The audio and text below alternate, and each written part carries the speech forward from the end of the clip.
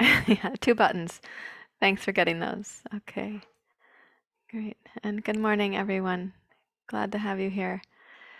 Uh, Again, I don't know what they'll do when they hear the harmonium, and I may stop playing if they get restless, and then we'll just go a cappella. There goes Teeny. You can do it.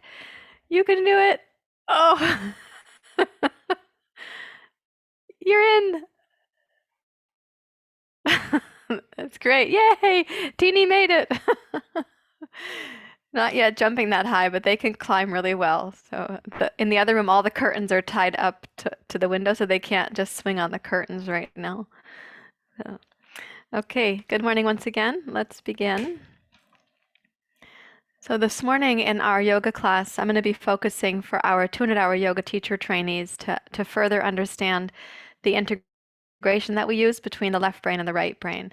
So that's one of my focuses for class this morning. And just let you know in advance, we're going to use a chair for part of the class. That's why this chair is behind me.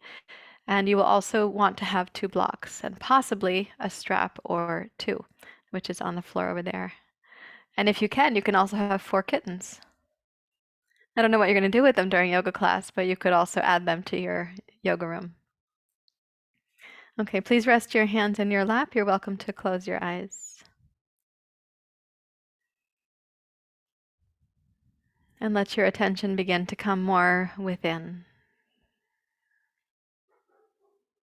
Since you've set aside the time to be here for your practice, then also set aside anything that would distract you during your practice.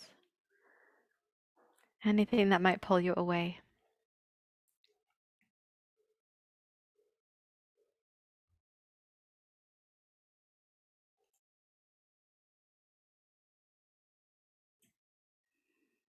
You may find that you're sifting through the activities of the morning, leaving a little activation in your body. Those can be settled readily. You may find that there are circular thoughts that accompany you in daily life, and they show up when you sit down for your practice. Those may be harder to let go of, but you can also invite them to fade.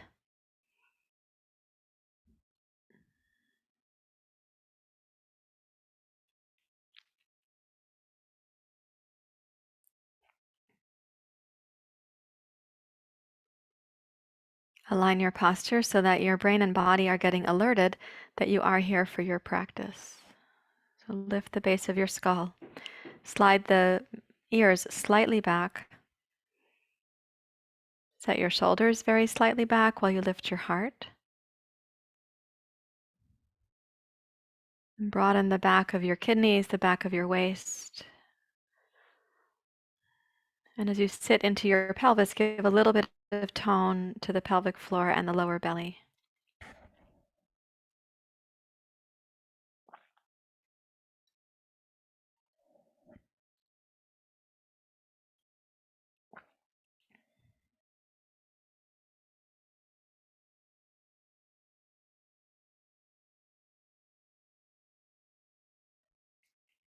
Once you've established the physical body, then you can start welcoming the breath to move through the central channel. You could say, for example, up and down the spine, but you could also sense that subtle channel, that subtle pathway that is Sushumna Nadi.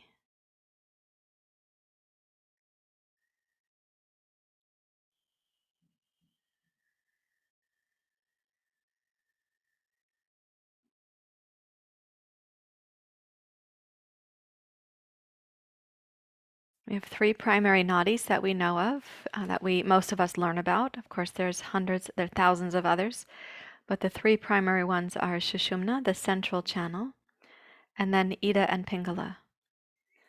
And you influence those nadis when you're doing things like Nadi Shodhana, the alternate nostril breathing, and also when we do cross-crawl patterns in the brain.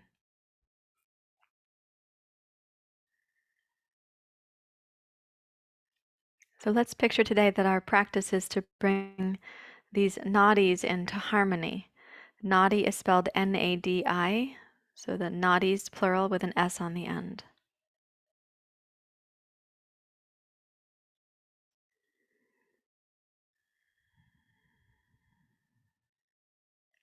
Let's just check and see how things are for you with the left and right. If you bring your right hand up and just do one breath cycle for Nadi Shodhana, check and see how open or spacious or not open the nostrils are. Start with your left side, please.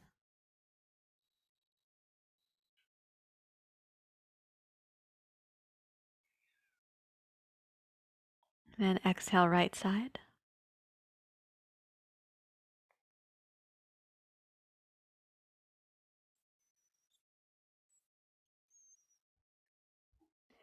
Inhale, right.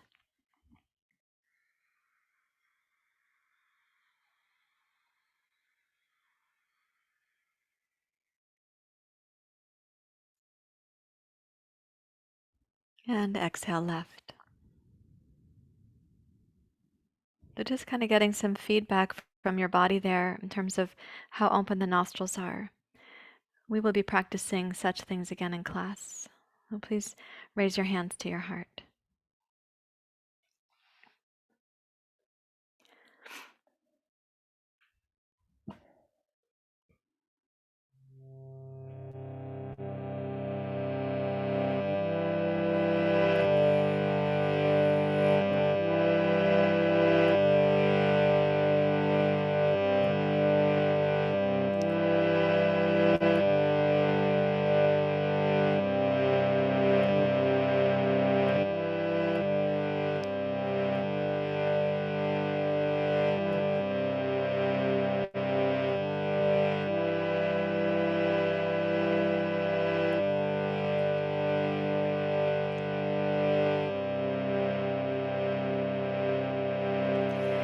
Sana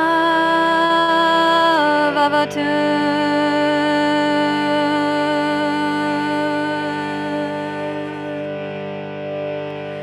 Sana Bunakto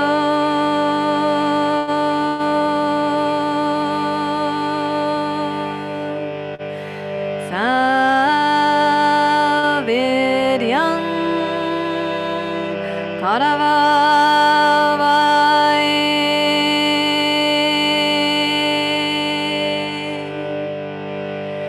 Tejasvinavaditamastu Ma Virvisha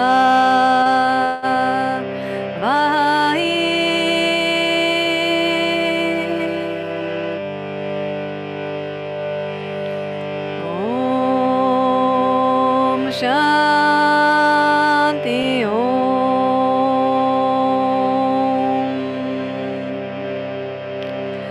Shanti Om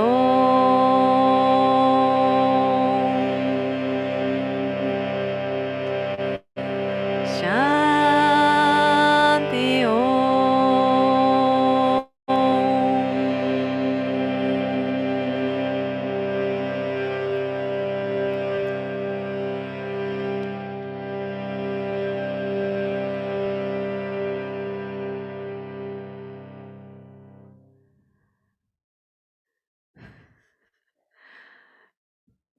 You may bow your head to your heart.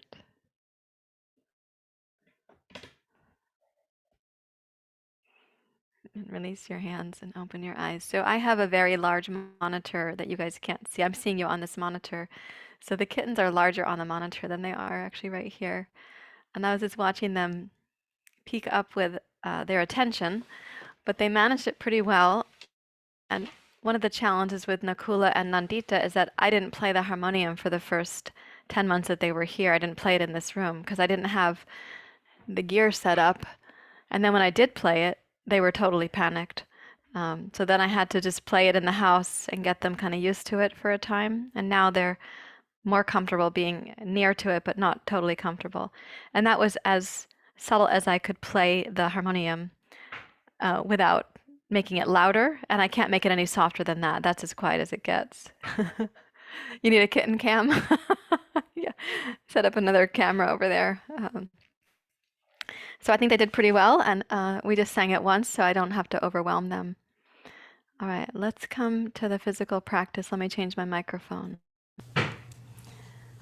So the reason that we focus between the left brain and the right brain in this in yoga at all is not just for the nadis, but also because, as my interpersonal neurobiology teacher likes to say, we are a left-shifted world. We tend to live more in our left brains, and that's not to our advantage. So we tend to bias the right brain actually during yoga, increasing its activation with things like imagination and sensing and letting the sort of time-space continuum sort of fall away. We do want to increase this sense of inhabiting the right brain.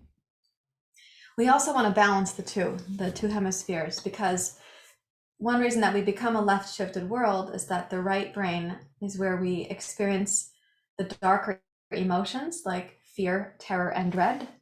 The right brain is also where we are housing our trauma pockets. So those held memories that are somatic and visceral, they're in the tissues of the body, they're in the right brain.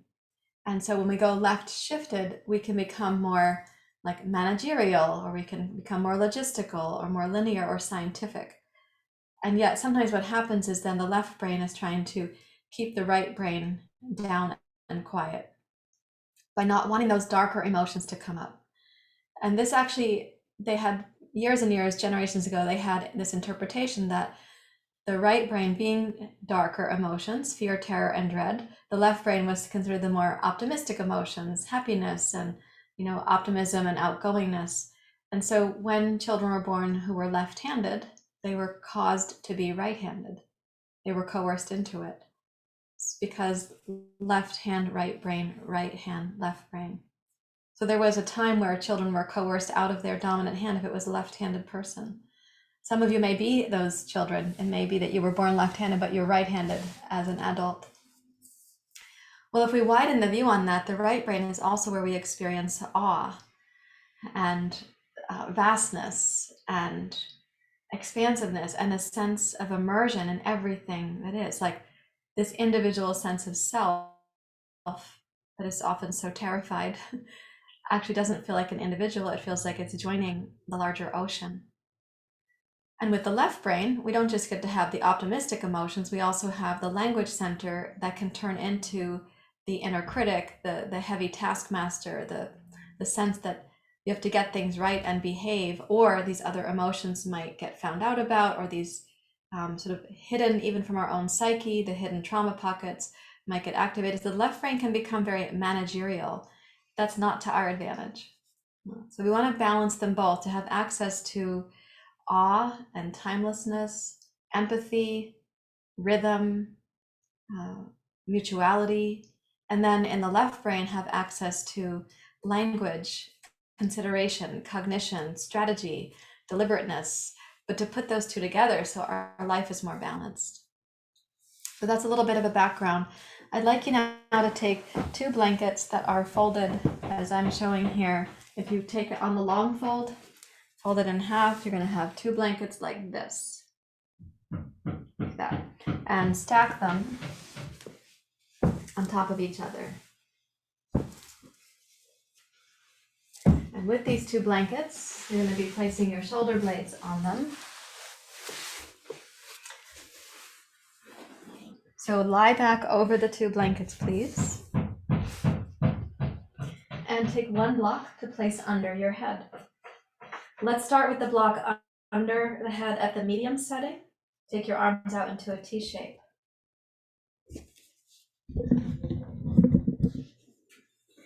And then come into the breath that you were doing before the meditation. Come back into inhaling and exhaling smoothly.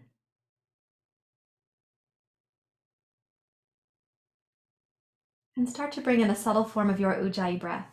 So you're kind of cross-checking all the systems for your practice are here. Your body, of course, your mind, your intention and attention, and then the breath as a guide. As you next inhale, float both arms straight up towards the ceiling, like you're sleepwalking. And exhale, reach both arms overhead. Synchronize the length of your movement to the length of your exhale. Inhale, float both arms up.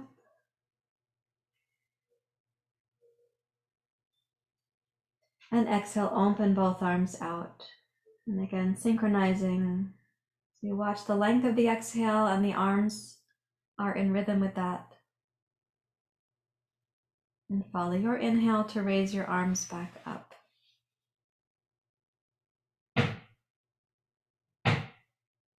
Concentrate on really synchronizing so your mind is right here in the present.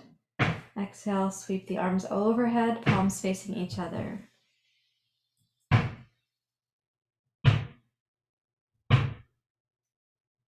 Again, follow your inhale, arms up towards the ceiling. And exhale, arms out to the side.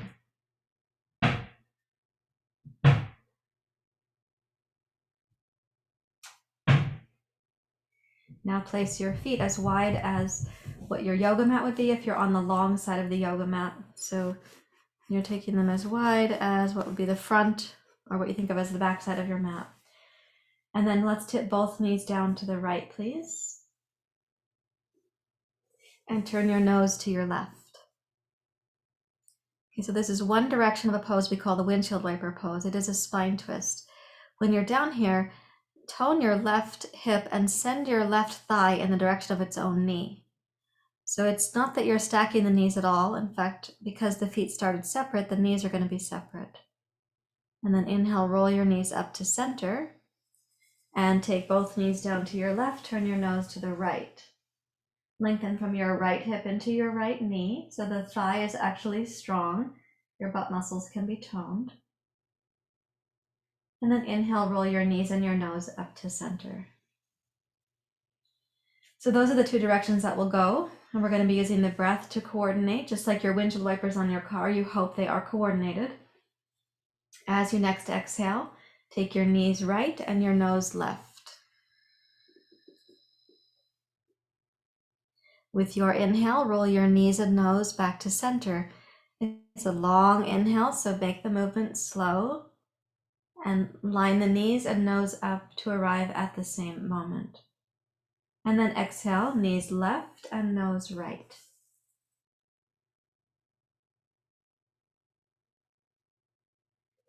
And rolling to center with your inhale. Take your time. So you're not rushing your physical body, and the breath can be steady and smooth. Let's continue. So you're going to be at your pace. Nose left, knees right.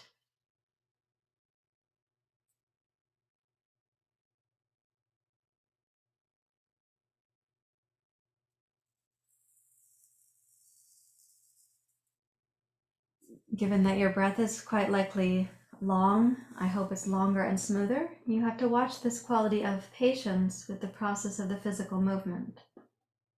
So for example, the inhale, bringing your knees and your nose up to center as slow as the inhale is long.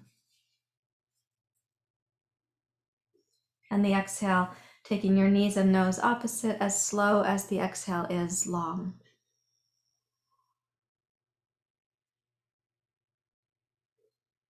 Let's go twice more, please.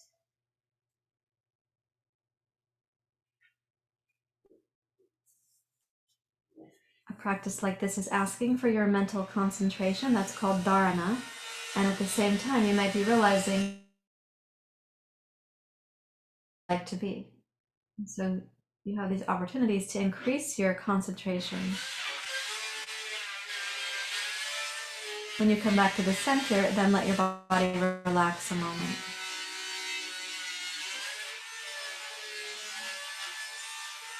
Now bring your feet and shins against each other. So they're going to be snug. And I'd like you to operate the legs like one unit. So when you're taking the knees down to one side or the other, you're going to be taking your feet on the side, the outer edge of the foot, as if you were skiing the moguls. You'll be going side to side like that. Okay, so breathing in. And then exhale, both knees right, nose left. Keep the knees matching each other, so the left leg is reaching out towards the right knee, excuse me. Inhale to center.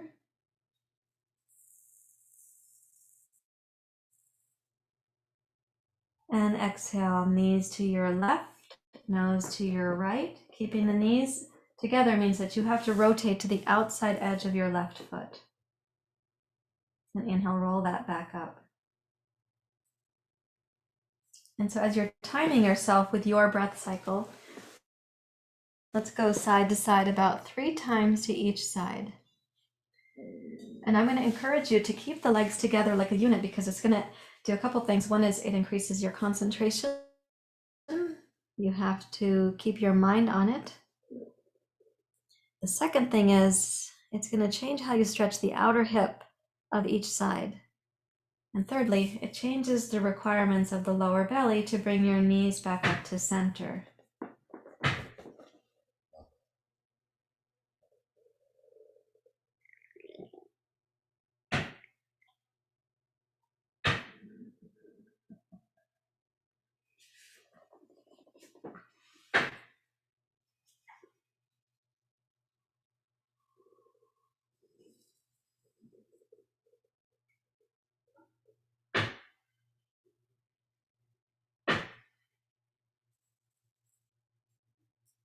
And one more time.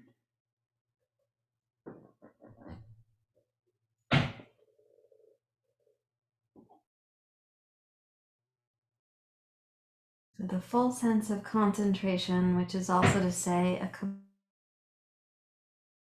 and the practice.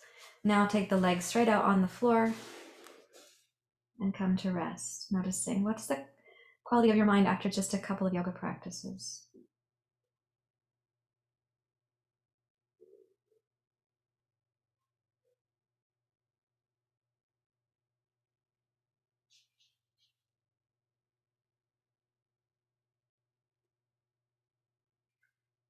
Okay, and then please shift where the blankets are. You can roll to your side or you can come up straight to sit. We're going to be putting the 2 blankets under the back of the pelvis. So for that choice, you can, if you have the physical strength for it,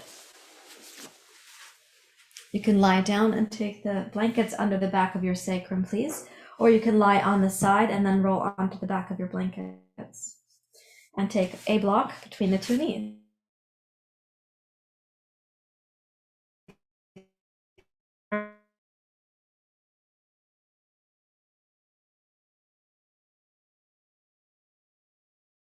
The shins to the thighs. And exhale, come down to your right. Take your nose to your left. One reason to have the blankets wide like we do is that as you come down to the right, you don't fall off the blanket. And then inhale to center, nose and knees arriving at the same moment. And exhale, knees left, nose right.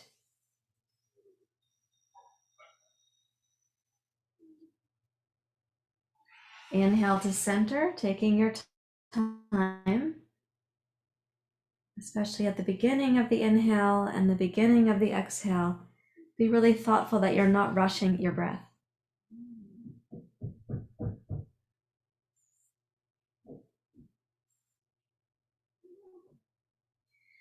Make the priority in your practice this kind of mindful synchronizing, rather than the priority being how far can you twist or how good can you look while you're doing it. Not that those are your concerns. I know who you are as students. I'm saying it for the benefit of the teacher training students whose students may not know the value yet of synchronizing. Let's please go one more time to each side.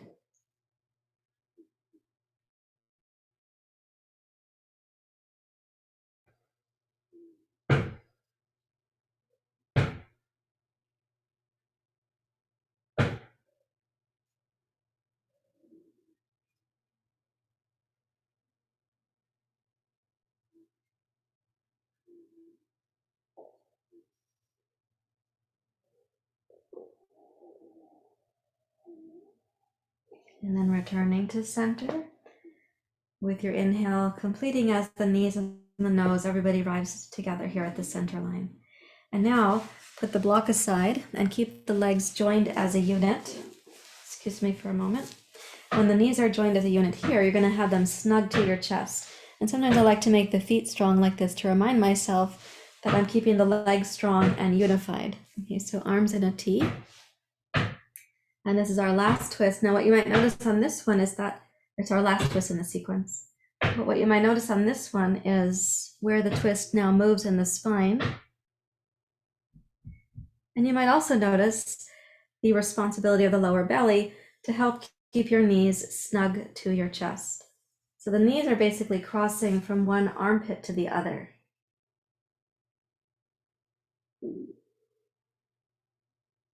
And it's still knees right, nose left, and vice versa.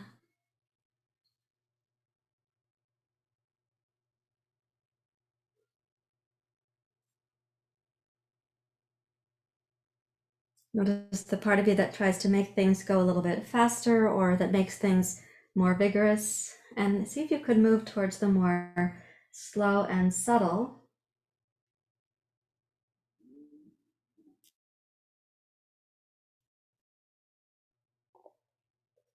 So far, to my knowledge about yoga, there isn't a sutra that recommends speeding up your life or your mind.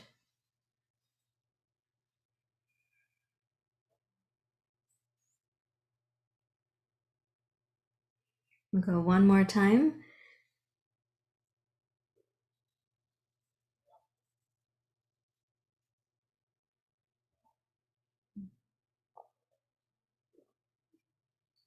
And so let's inhale back to center, following the pace of your breath, of course, not mine.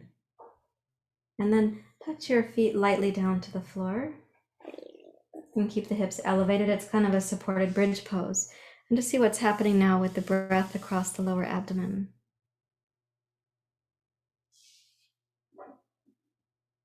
Don't make any effort for the breath. You're in witnessing mode right now.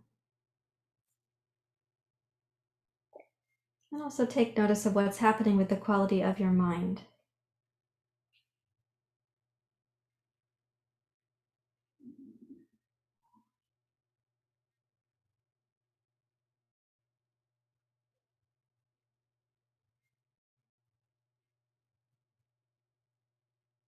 And then let's please lift the hips, put the blankets aside, and then roll to your side and come up to sitting.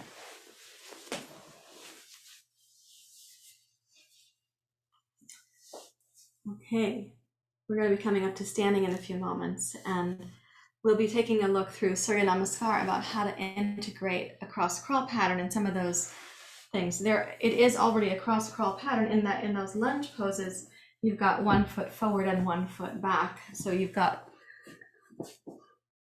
the leg part of cross crawl. We're going to be adding the arm part as well.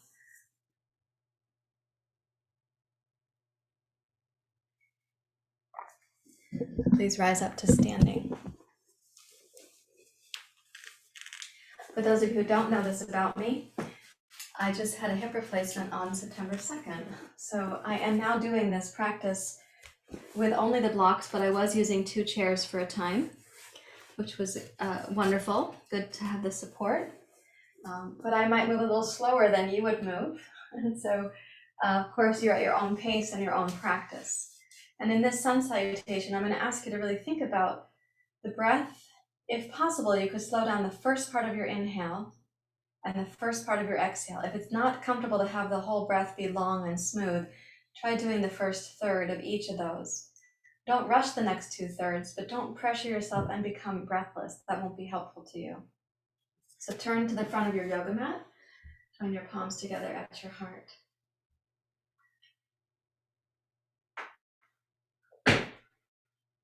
With the Ujjayi breath, sweep your hands down, turn your palms out, and rise up. Upward hands pose. Exhale, bend your knees, come into chair pose. Inhale, broaden the back of your waist and reach into your thumbs. Exhale, lower your left arm between your legs and sweep your right arm back and then up to a twist. Inhale, right arm down, forward, chair pose. Exhale, both arms down, right arm between, left arm back, wide and twist. And then inhale, left arm back, down, both arms forward, chair pose. And exhale, Uttanasana. Inhale, lengthen your heart forward. Use the entire inhalation, it's a luxury. Exhale, step your left toes back to the base of your crescent lunge. Inhale, rise up to your crescent. And exhale, open your right palm out to the right. Palm face up like you're making an offering to the right. Inhale, raise your right arm up. Exhale, open your right arm. Just keep track of it with your brain. It knows how to do it.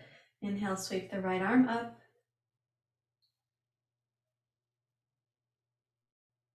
Exhale, open your right arm. So no need to look for it with your physical eye. You know it from inside your brain. And then once more, inhale, raise your right arm up. And now exhale, come forward, sweep your right arm back and your left arm forward. Inhale, rise to your crescent.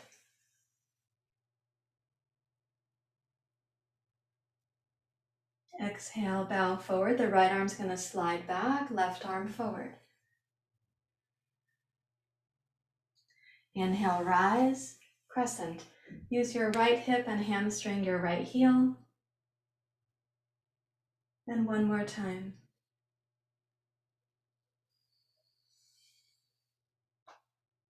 Touch the two blocks and inhale to downward dog pose. Okay, exhale to plank pose. Inhale, touch your knees down, come to cow pose. And then exhale, glide your hips forward to seal pose. And inhale to light up your seal pose. Exhale, table pose. Notice the inner belly. Inhale, plank pose. Keep the back waist broad. And exhale, downward facing dog pose. And then exhale, left foot forward. With your inhale, rise up at your own pace to your crescent. I will be slower than you. And then with the arms overhead on the exhale, take the left arm out to the side. Inhale, raise your left arm with only your breath timing as the rhythm, not mine. Exhale to open.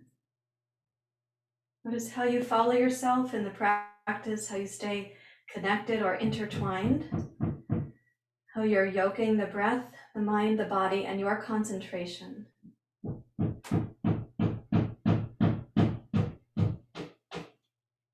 And one more time, inhale, raise up.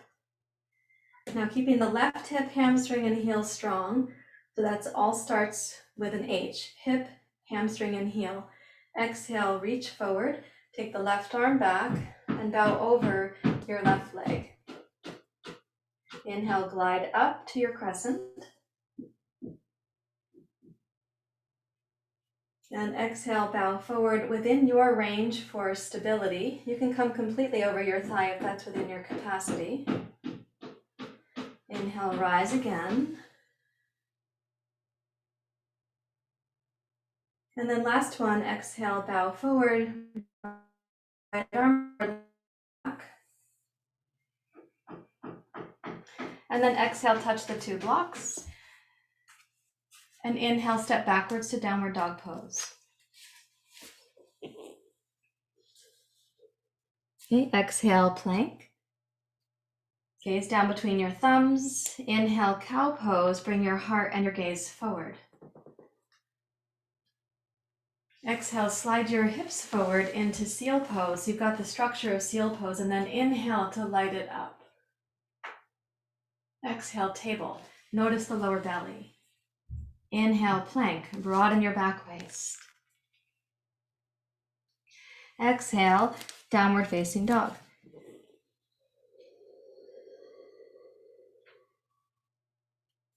And then exhale, right foot forward, left foot forward, Uttanasana. Inhale, rise up. And exhale, hands to your heart. In mountain pose, just pause to reflect, pause to notice what is happening.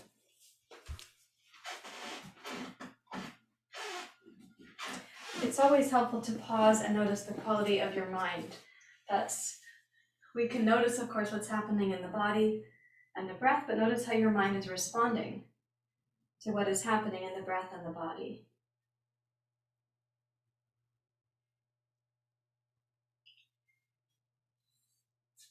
Okay, number 2, we're going to add to the sequence. Okay, breathing in, Ujjayi, tone the legs, lift your arches, inner thighs, sweep the arms up overhead, lengthen through the crown of your skull.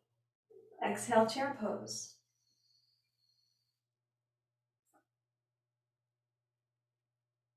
Exhale, left arm down, right arm back, and into a twist. Stay here for the inhale. Exhale, right hand down, matching the left arm. Inhale, chair pose. Exhale, both arms down, right one is in the middle, and to the twist. Inhale while you're in the twist. Exhale, left arm back and down to match the right. Inhale, chair pose.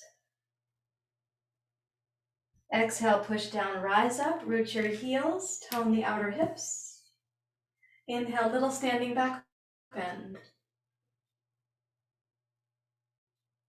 And exhale, up and over the thighs, Uttanasana.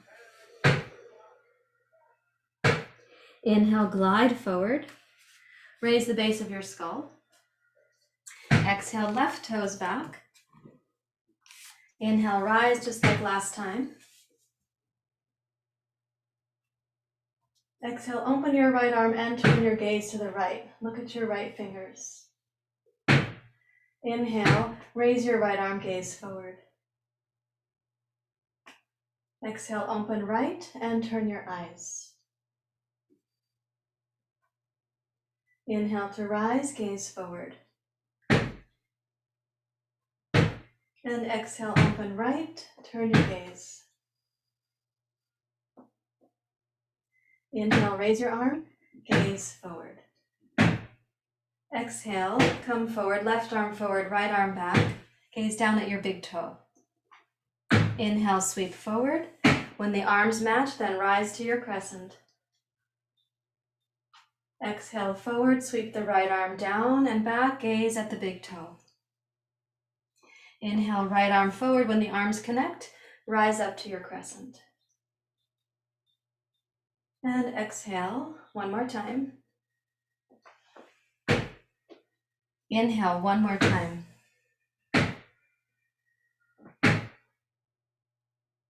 And now exhale, take the arms wide, come over your right leg, touch the 2 blocks, and bring your left knee down to the floor.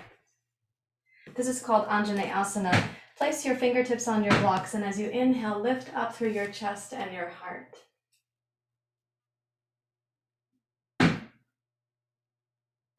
And then exhale, press into your right heel, lift your left knee, glide your hips backwards, and bow over your right thigh.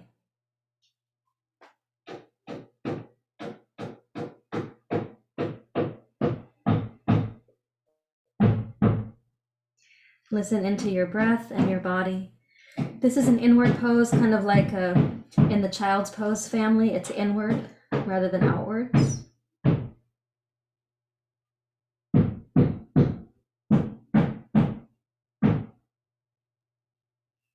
With your next exhale, bend your right knee. Let's return to Anjanae Asana for a moment, and let me make this explicit to you.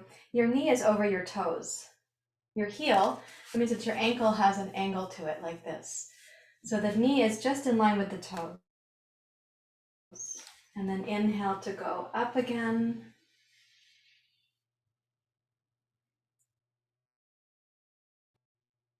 And let's exhale, transition to plank pose this time.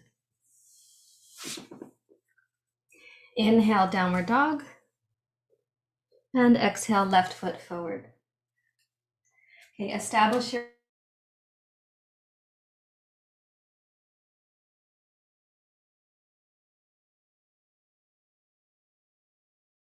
out to the side and turn your gaze with that. And then inhale, raise your left arm up, gaze forward. And exhale, gaze left. Open your left arm. Inhale, rise up really smooth. Keep it steady, gaze forward. Exhale, open to your left, gaze left. One more time, inhale, rise up. Excuse me. And then exhale, come forward whatever distance you can do in integrity. Slide the left arm back. Gaze at your big toe. Inhale, rise up. Exhale, glide forward. Sweep the left arm back. And then inhale, sweep your left arm forward. And when the arms match, then rise up to your crescent. And do that one more time.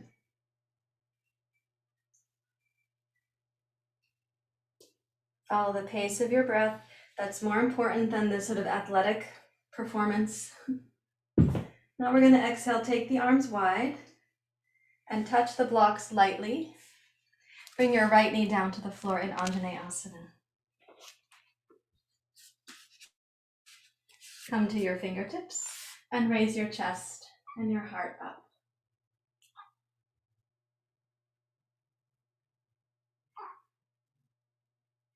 Hello, so this little one who's with me right now is Bindi, and she's really imprinted herself to me. Therefore, she's staying here. Okay. As you exhale, raise your right knee, glide your hips back, and bow your torso over your left thigh. Hi, Bindi.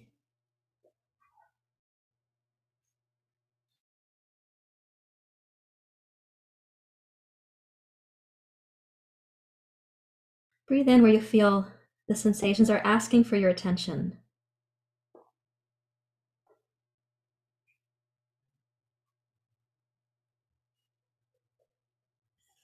Hi.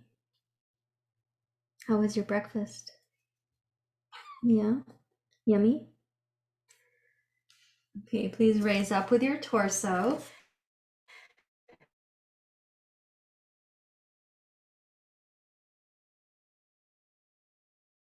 Toes, press into your fingertips, bring the hips forward, raise up.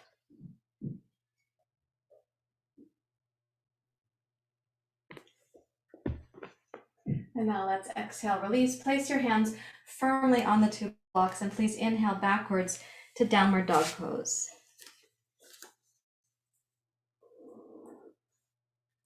And exhale forward to plank, gaze between your thumbs. Inhale to cow pose. Exhale, hips forward. And inhale to light it up. Exhale, table. Inhale to cat pose now. And exhale. Take one block and place it under the head for child's pose.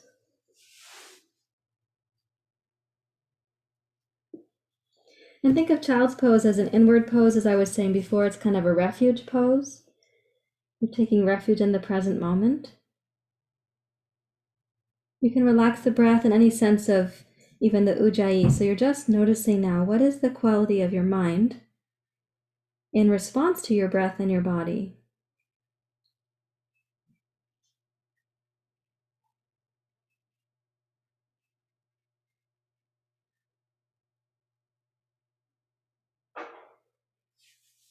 And then walk your hands back towards your knees, rise up to kneeling.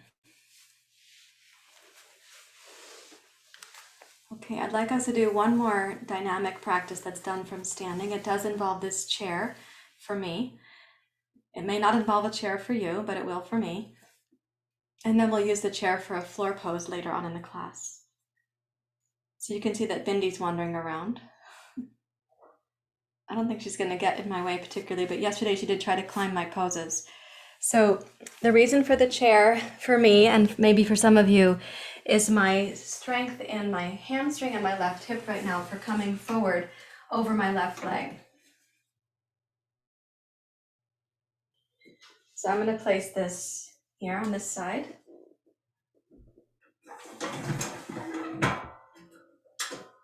I will definitely need the support in coming forward like you guys were just doing in the lunge pose. We're going to be standing this time, and our forward reach is going to be like this, left arm back, right arm forward. And for me, it's going to be here. I'll put a couple blocks on the chair. Okay, so when we come forward and down, we'll be in this kind of position. Then we're going to be raising up both arms. We'll rotate to the other side, and we'll be going down. And this side, I don't need yoga props, but I could use it on each side if I wanted to. I don't have another chair in here right now, but that's the basic dance that we're going to be doing.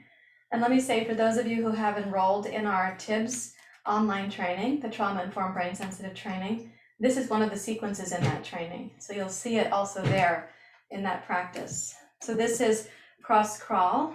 It's breath related. It's not just shifting now the hemispheres this way, it's also going to have a rotation to it. So this is a practice of concentration, not like precision in your yoga pose, but concentration of the whole cycle of really synchronizing things together. So let's turn to the front of your yoga mat and put your left foot forward. That way I can say left and right, and it's actually my left and right as well. Center your hips towards the wall, the chair, or the floor. And come into your Ujjayi breath, please. And with your inhale, raise both arms up overhead. The exhale, bow over your left leg, sweep your left arm back and right arm forward.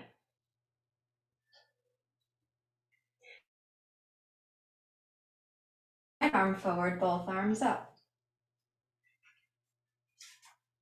Exhale, rotate to center. Inhale, rotate to your right. Exhale, reach forward with both arms, then sweep the right arm back, left arm.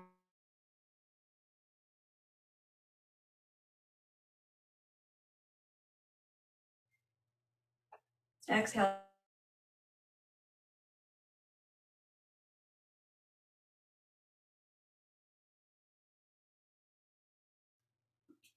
Exhale, coming forward, left arm sweeps back. Inhale, left arm forward. When they meet, rise up. Exhale, center. Inhale, right. Exhale, forward.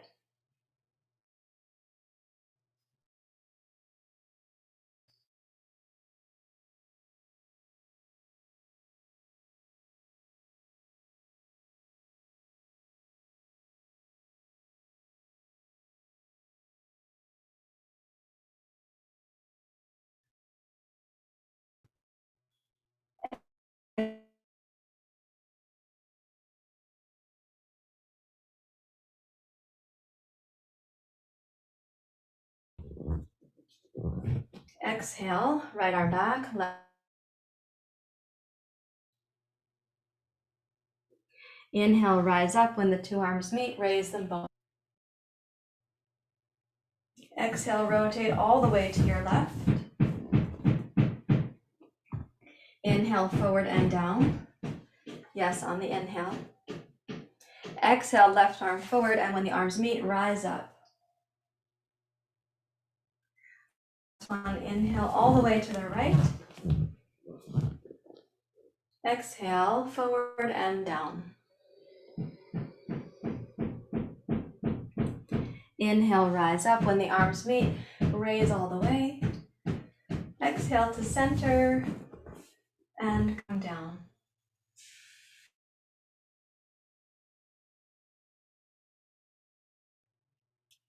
And now rest in Prasarita Padottanasana. Keep the legs strong, but the breath relaxed.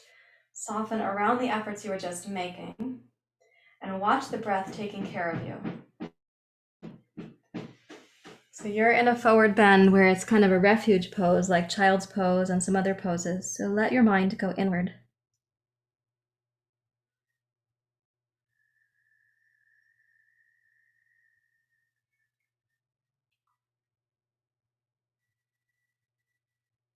And then place your hands on the floor and make a transition to come down to kneeling, down to Vadrasana. Come to a kneeling place, rest your palms face down in your lap, and momentarily close your eyes. And imagine the coordination process that you were just going through. I can tell you that it's significant because I have both a brain injury and a hip. I'm recovering from a hip replacement. But see if you can sense for yourself that coordination, collaboration, concentration has had an influence on your brain.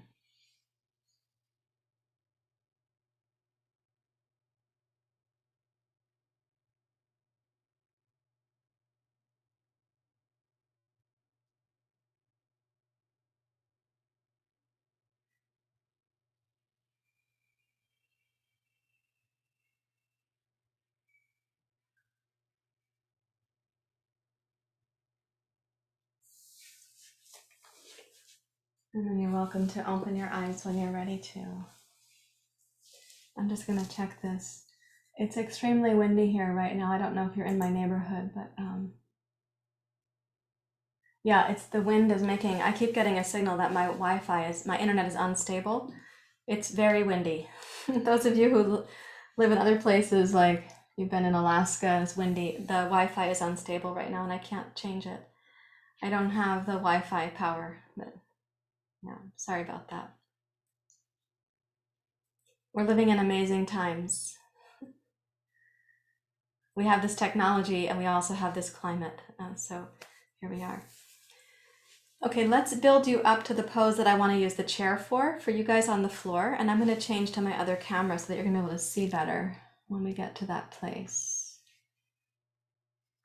Let me just pick up the other camera here. There we go. Okay, so we're going to be on the floor using a form of bridge pose. You'll start in basic bridge pose. You'll be adding 2 blocks for your bridge pose, and then you're going to be adding a chair for that bridge pose. So let me place this chair. I don't need it at the moment, so I'm going to just spin it out of my way. Okay, so lie on your back with your knees bent. Place your feet so they're hip distance apart, and go ahead and place your blocks so they're near enough that you know that they're going to be there. Lie down. I know you can't see my feet, but it was either my feet or my head in the sunbeam, so I chose my feet. Okay, so in this form of bridge pose, I'm going to ask you to be rolling the spine up in a specific way. We're going to be diminishing the focus on the torso and increasing the focus on the legs. So with your feet hip distance apart, press into your heels and your toes. Let's do the palms face down alongside the torso and even bring your chin a little bit in towards your throat. And ask for the arms, the shoulders, the throat, and the thoracic region not to compensate for the pelvis. Root into your heels and start rolling your tailbone up. The top of the sacrum will come down to the floor. And then inhale, raise your tailbone, your sacrum, your lumbar spine just up to the base of the diaphragm, like up at, we could say, lumbar vertebrae 1, thoracic vertebrae number 12. And as you breathe in here, visualize the possibility of picking up your left foot. You don't have to actually do it. Just imagine you're going to pick up your left foot in a few moments. Notice what happens to your left arm and your right foot. And visualize placing your left foot back down. And visualize lifting your right foot. And what happens to your right arm, left butt, and left lower belly? And visualize placing your right foot back down. And roll your spine down 1 vertebrae at a time. So you get to the lowest lumbar vertebrae, and then you feel, oh, there's the top of the sacrum, and then the middle of the sacrum, and then rest.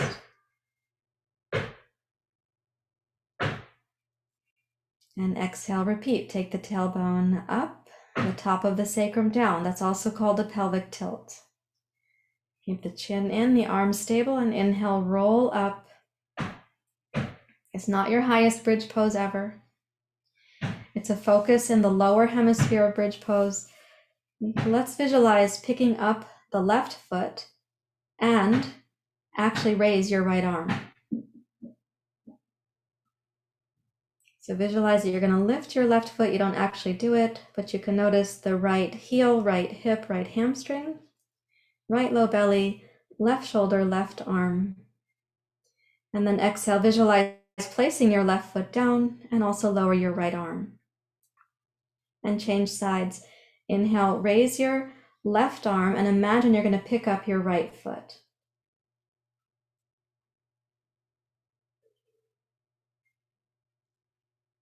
And then exhale, imagine lowering your right foot as you actually lower your left arm. And roll down vertebrae by vertebrae. Come to the top of the sacrum and then the middle of your sacrum and rest.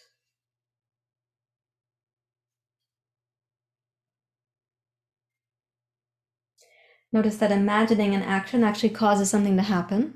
So your imagination is in your right brain. You're sensing it, seeing it, visualizing it. And it's causing a reflex in the motor complex of the body too. Now let's take each block under the feet on the flat setting. Flat because they're more stable and because they're lower than medium. Exhale, lengthen the tailbone up, take the top of your sacrum down.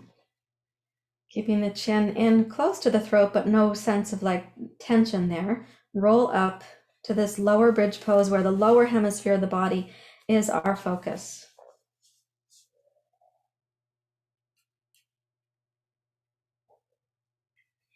Now as you press into both feet, both shoulders, both hands, even the upper back is still on the floor, keeping a sense of those contact points with the ground, visualize picking up your left foot.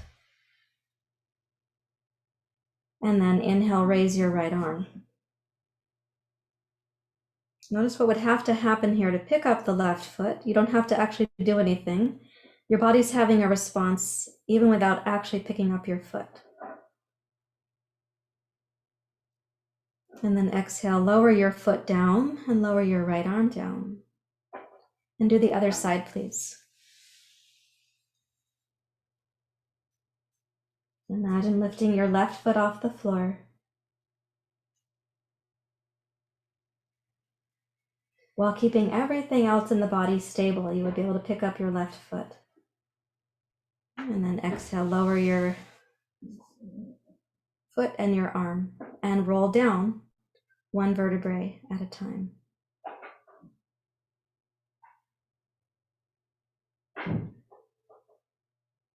Maybe I said the wrong foot there. Sorry. You had an experience anyway. I think I said the wrong foot. Sometimes my brain injury does get in the way still like that. Okay, now let's put the blocks on the medium setting. Please make sure that your blocks are a little bit wider than hip distance so that they're not too narrow. And then again, pelvic tilt, press into your heels and roll up. This is not low bridge anymore. Now it's like medium bridge pose. You press into your right heel. Imagine you're going to pick up your left foot. And then raise your right arm. Raise it up towards the ceiling. It doesn't go all the way overhead, partly because if you were lifting your left knee, if you were walking, your right arm would drift forward like this, and your left arm would drip back, and then your left knee would be forward of your right knee. And then visualize the left heel going down, lower your right arm down, and change sides. I wasn't wrong on the last one, actually. I think I did okay. So press into your left heel. Oh, maybe I was saying the wrong thing. Imagine picking up your right heel. Okay. Well, as I said, you had an experience. I hope you trusted your body more than my words at that moment.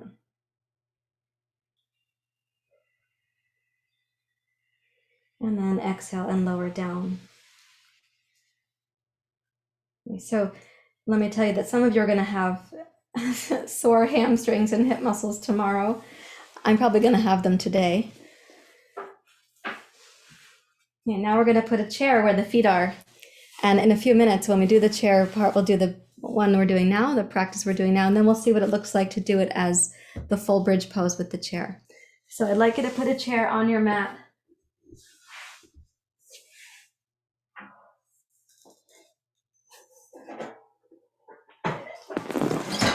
And place it on your mat so that your feet are going to be on the front edge of the chair.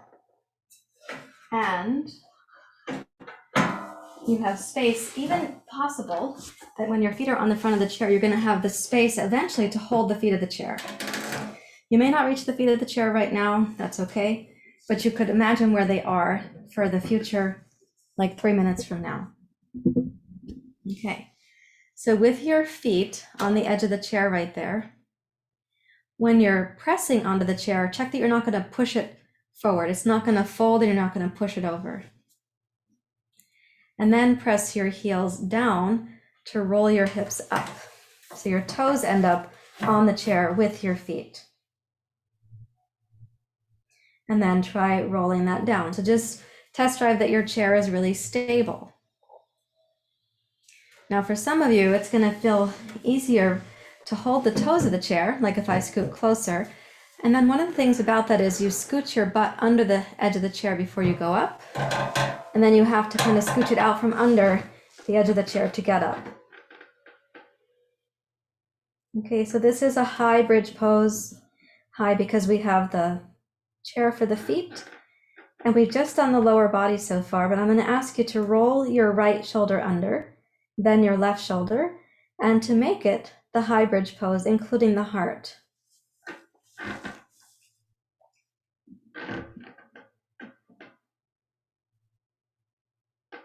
Gaze in towards your heart and bring all the lessons that you had a few moments ago in your legs. Keep the tailbone lifting towards your knees.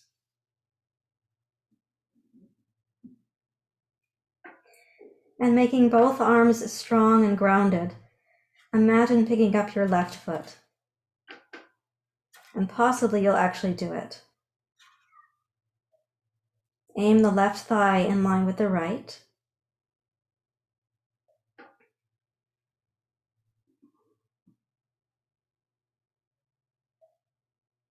And then touch the left foot down, if you picked it up.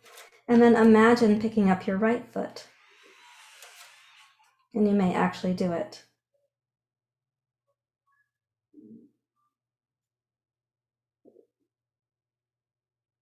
Line the two thighs up, so the right leg is in line with the left. And then place your right foot down. And then roll down.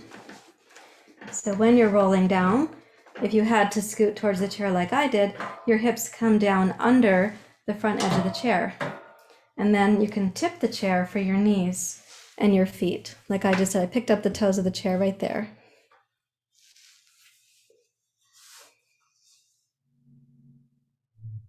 Open the arms out to the side.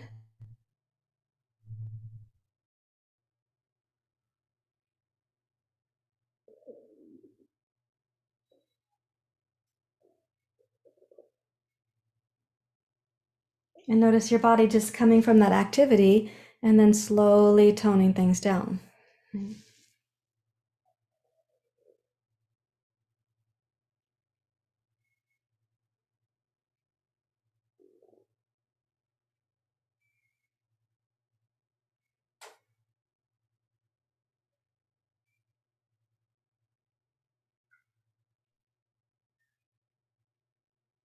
Okay, now tip the toes of the chair back to the floor and take the soles of the feet to the front edge of your chair. Let them go out to the sides.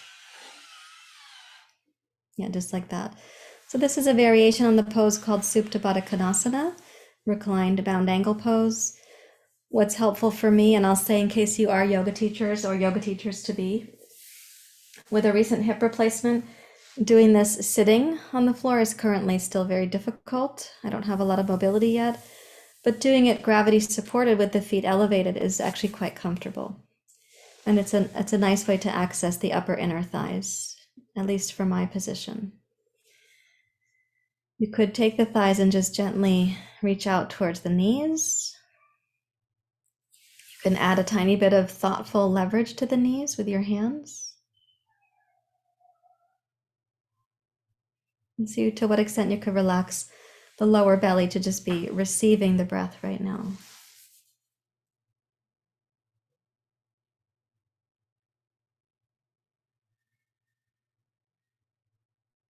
And then glide the knees back to center. And I'd like us to tip the chair again for the knees and feet for Shavasana, but if you have a bolster or a blanket, I have my bolster here with me today.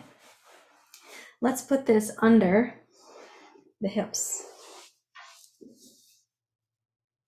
And then when you tip the chair, you can watch that spot right there. I tipped it so my knees are on the front edge of the chair and my feet are resting on the upper back of the chair, but I don't have to hold them there. They're just relaxed and they don't fall down. So you got to decide for yourself what makes sense in that regard for your feet. This is called the Waterfall Pose. You can close your eyes and let your attention start coming inward, inward, inward.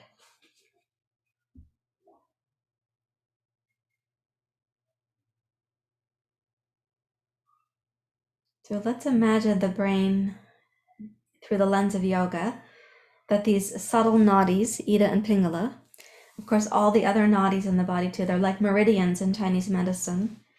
You can just imagine that they're all having a kind of update right now. They're becoming clarified. Each nadi becoming more clear, more open. All the energy pathways in your body more spacious, not congested, in other words.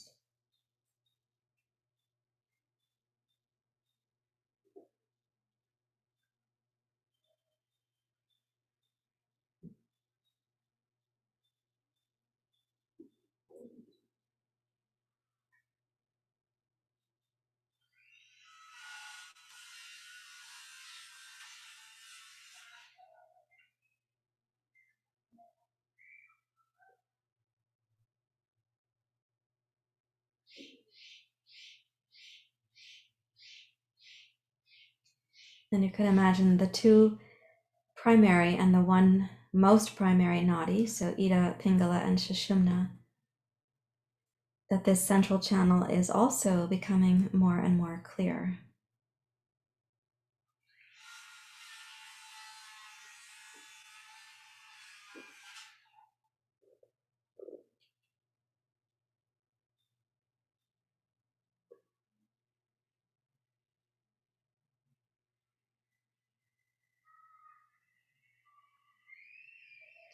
To give this the support that you can from your mind, place your physical attention at the space between your eyebrows.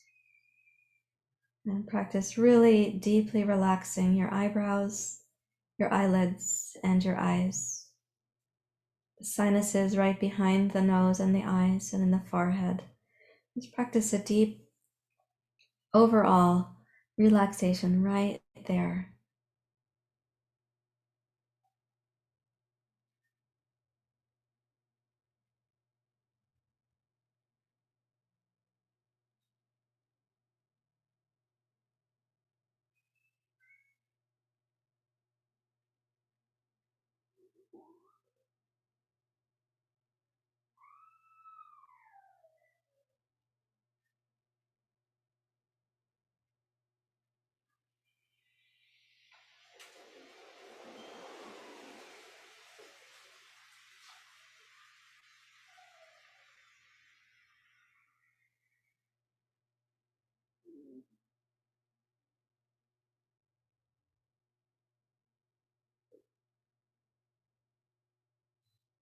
And continue deeply relaxing right there between your eyebrows, the eyebrows themselves, eyelids, eyes, the sinuses.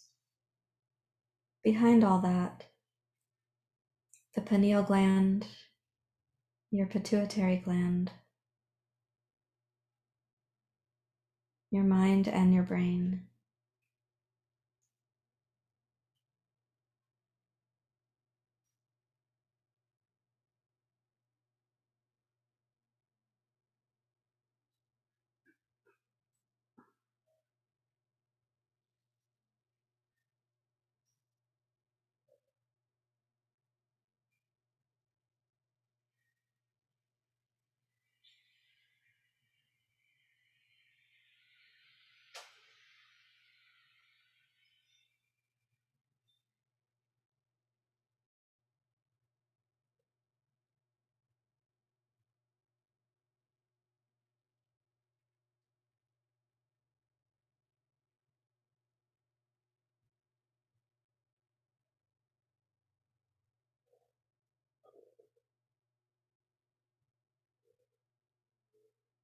Continue deeply relaxing. It's a really specific area of the body.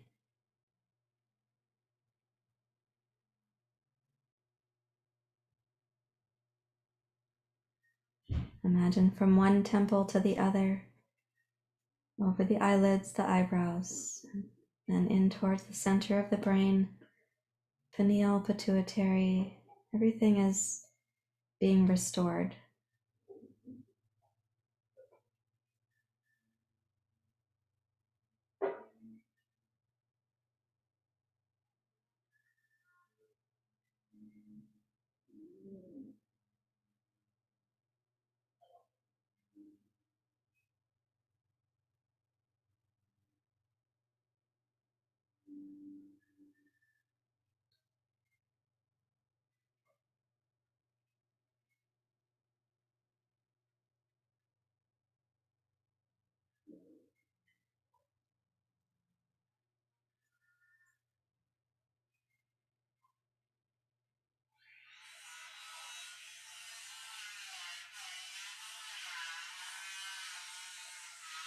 Give yourself the gift of ease and let this relaxation become a few degrees deeper, deeper, and deeper yet again.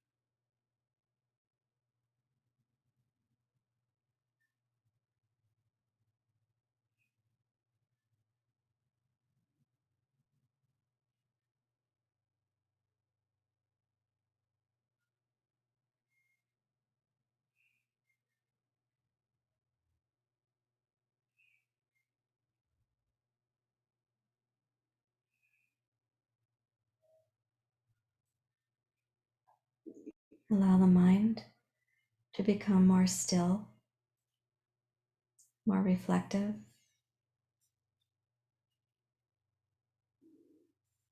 Imagine all the channels of the body are more clear.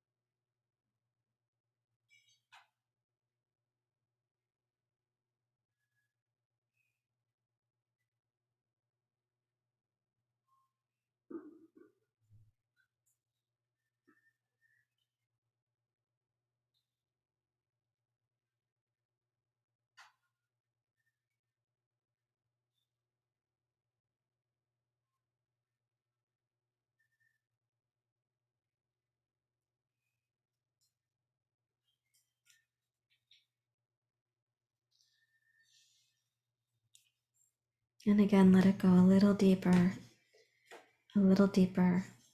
and one more time, a little deeper yet again.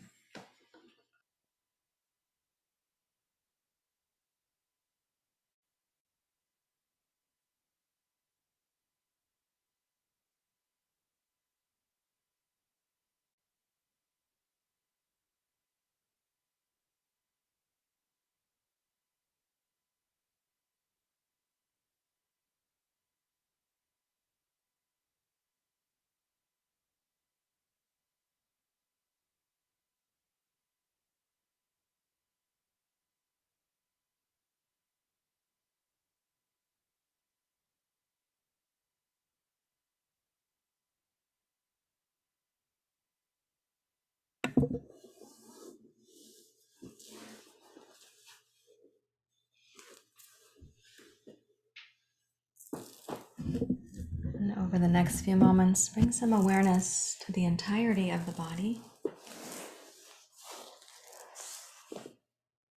And gently wiggle your toes and your fingers.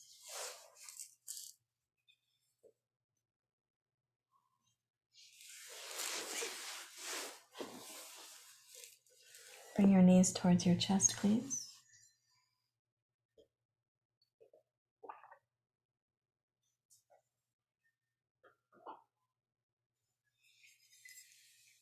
And roll to your side.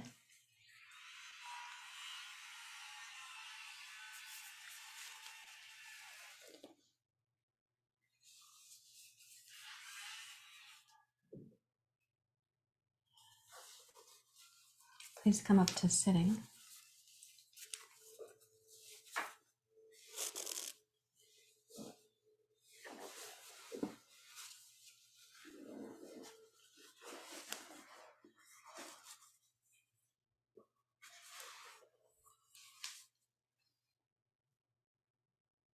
This is Bindi. She's the one who's imprinted herself to me, which is very nice. You can stay. Yeah, there you go. Okay, we're going to finish with Nadi Shodhana, the alternate nostril breathing practice. I know you see me from over here, but I see you up there. So, and you're going to have your eyes closed. So take your upright seat, please. I got you a kitty cam, but you're going to have your eyes closed. So bring the right hand into Morgi Mudra, like this. So you have your thumb and then your ring finger and your pinky finger. Hi, Bindi.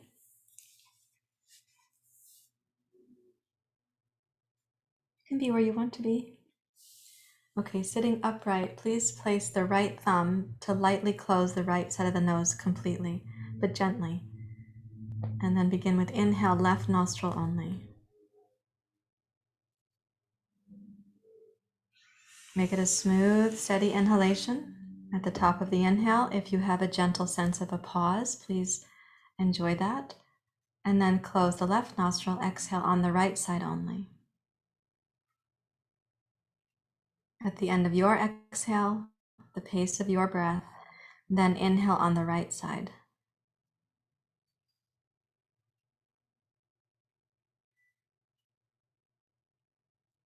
At the end of that inhale, you'll be closing the right nostril and exhale left side only.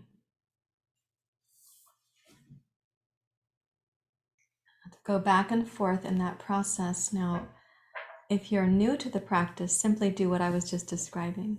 That you're inhaling left, exhaling right, inhale right, exhale left. If you're more experienced with the practice, measure that your inhale is equal, exhale is equal.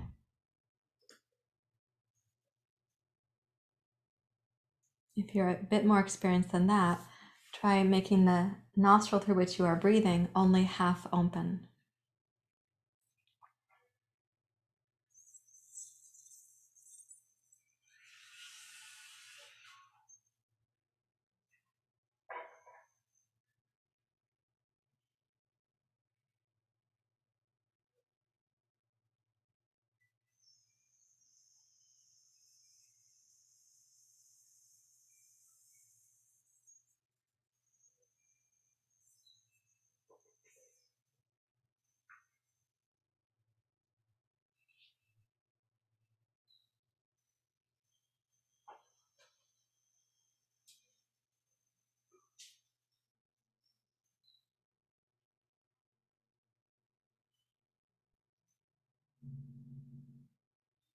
And you may complete with your next exhale through the left nostril.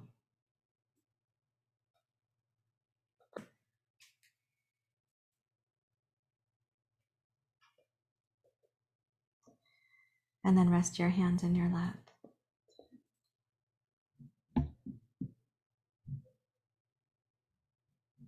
And listen for any sense of quiet that comes to you. The quiet that's already there, that you're coming back home to, I should say it that way.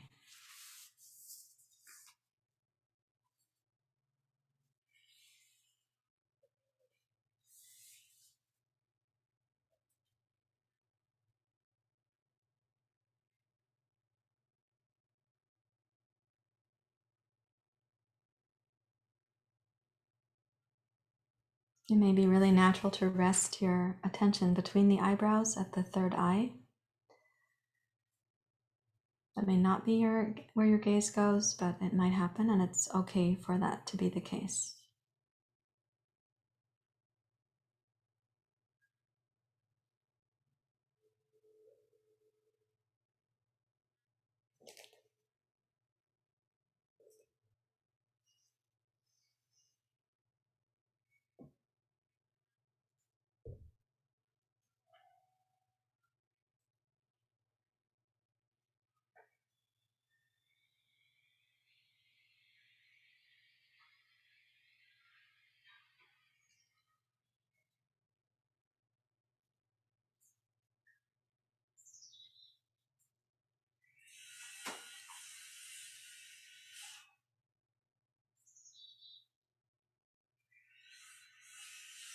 So sit in the inner stillness that is welcoming you back home.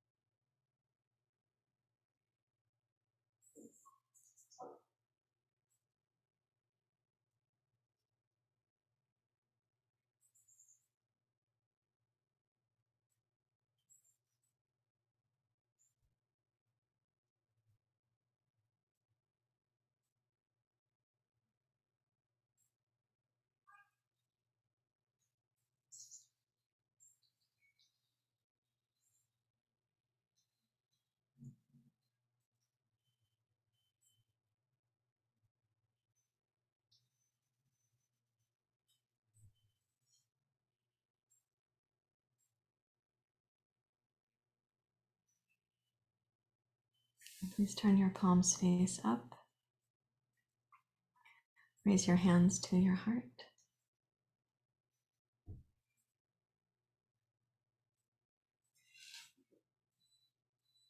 So may all the residue in the nadis be resolved.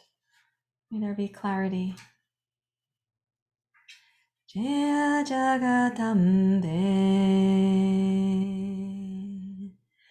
Jaya Jagatambe, He Maduka,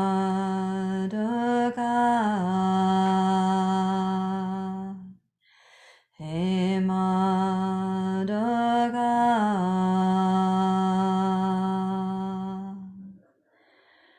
Jaya Jagatambe,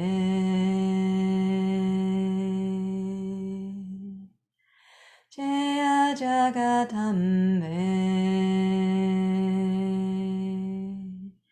He Maduka,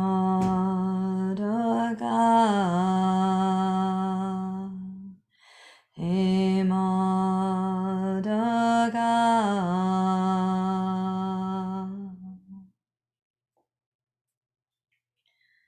Thank you very much, everyone. Thank you. Namaste.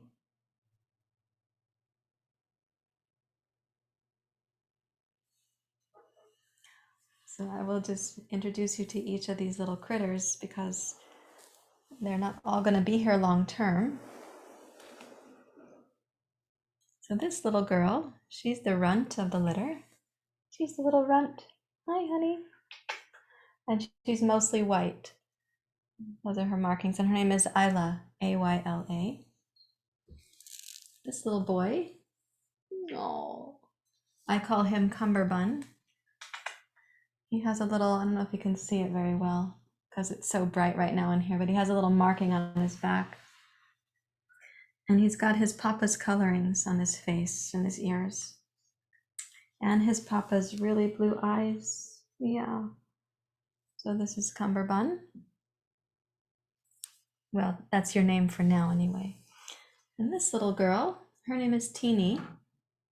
And she's the most fluffy, the softest, and has the most markings. I'm sorry that you can't see her very well. She has a really adorable black nose. And amazing black ears. The tips.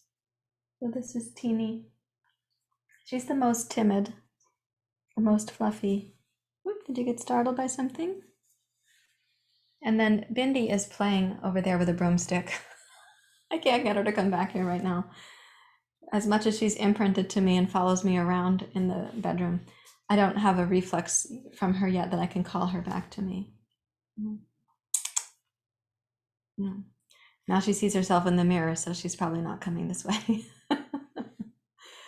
You'll see her again because she's the one who's staying here with her mama and her papa. You can kind of see now, Teeny is the most colorful, has the most markings. Hi, Cumberbund. You got out of the basket. You going somewhere? Okay. Thank you all for being here. Lovely to be with you. I hope your brain feels like, whoa, like it got to be centered. It's come back to you. I'll look where you're looking at me. And I look forward to seeing you for our next class together. So, thank you. I'm looking at a camera. Thank you. I'm looking at you. Oh, Bindi, you came back. All right, that one's Bindi. All right, thank you, everyone. Bye for now. Jaya Jagatambe, Jaya Jagatambe.